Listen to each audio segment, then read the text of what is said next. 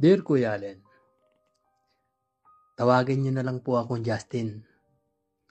Ang kwento ko ay nangyari matagal na panahon na.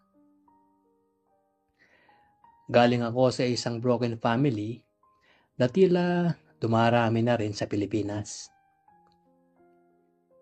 Sa paghihiwalay ng aking mga magulang, ay mas minabuti kong tumira sa aking lola.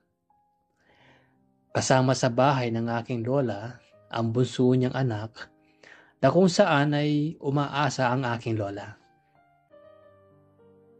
Madami kaming magpipinsan doon sa bahay na yon. Masaya kaming lahat. Dahil nga puro kami mga lalaki at dahil very close kami sa isa't isa, ay lagi kaming magkakasama sa halos lahat ng lakaran. Sabay na rin sa pagligo,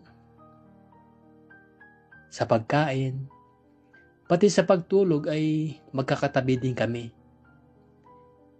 Napaka-sweet naming lahat sa isa't isa kahit puro kami mga lalaki.